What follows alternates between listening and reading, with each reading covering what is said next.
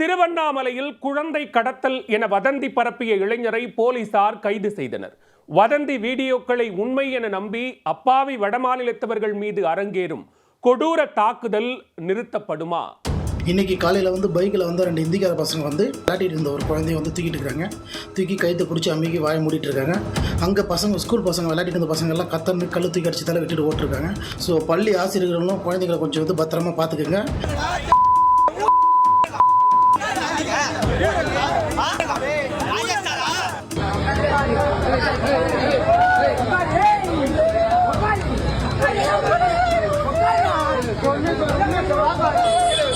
சமீப காலமாக தமிழ்நாட்டின் பல்வேறு மாவட்டங்களில் குழந்தைகள் கடத்த வந்திருப்பதாக நினைத்து அப்பாவி வடமாநிலத்தவர்கள் மற்றும் திருநங்கைகள் மீது தாக்குதல் நடத்தப்படும் சம்பவங்கள் அதிகரித்துள்ளன.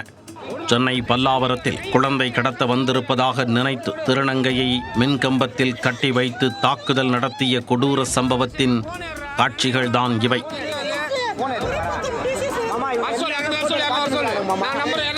குழந்தை கடத்தல் வதந்திகளை உண்மை என நம்பி திருநங்கை மீது தாக்குதல் நடத்திய நந்தகுமார், முருகன், மோகன் மற்றும் அசோக்குமார் ஆகிய நால்வரையும் போலீசார் கைது செய்தனர்.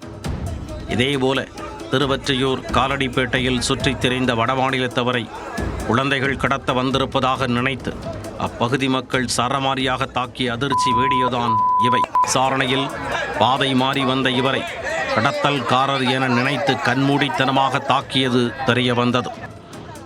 இதேபோல் திருவள்ளூர் மாவட்டம் பொன்னேரி அருகே உள்ள பறிக்கப்பட்டு கிராமத்தில் குழந்தையை கடத்த வந்ததாக நினைத்து மனநலம் பாதிக்கப்பட்ட ஆந்திர மாநில இளைஞர் மீது மக்கள் தாக்குதல் நடத்திய சம்பவம் அதிர்ச்சியை ஏற்படுத்தி உள்ளது.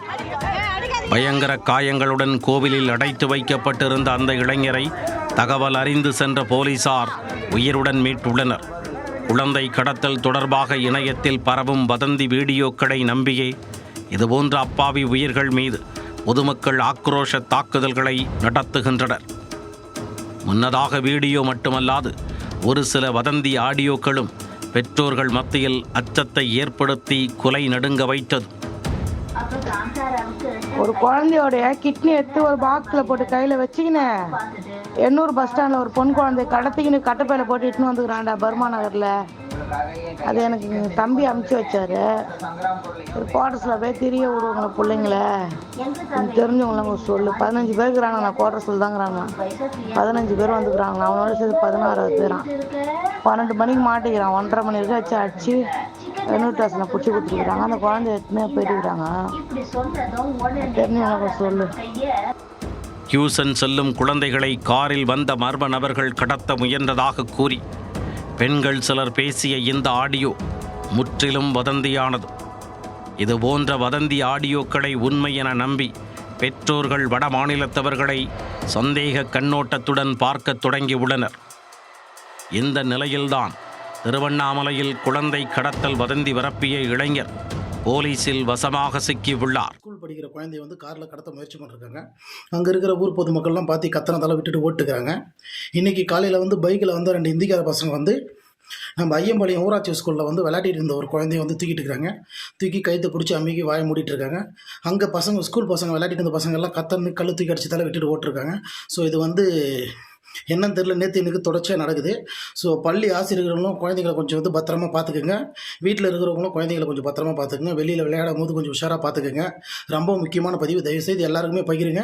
திருவண்ணாமலையை அடுத்த ஐயம்பாளையம் பகுதியில் வட மாநிலத்தவரால் குழந்தை கடத்தப்படுவதாக நபர் ஒருவர் பேசி வெளியிட்ட பகீர் வீடியோதான் இது.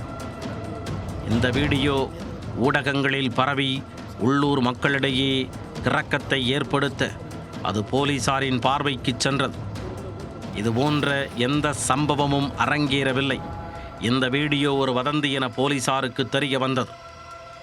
இதனையடுத்து வீடியோ வெளியிட்டு குழந்தை கடத்தல் என வதந்தி பரப்பிய பிரபாகர் என்பவரை திருவண்ணாமலை மேற்கு காவல் நிலைய போலீசார் கைது செய்தனர். குழந்தைகள் கடத்தப்படுவதாக சமூக வலைத்தளங்களில் வரும் வீடியோ மற்றும் குரல் பதிவுகளை நம்ப வேண்டாம் என்றும் பொதுமக்கள் அதனை பகிர வேண்டாம் என்றும் போலீசார் தெரிவித்துள்ளனர். மேலும் அப்படி வதந்தி பரப்புவோர் மீது உரிய நடவடிக்கை எடுக்கப்படும் எனவும் எச்சரிக்கை விடுக்கப்பட்டுள்ளது.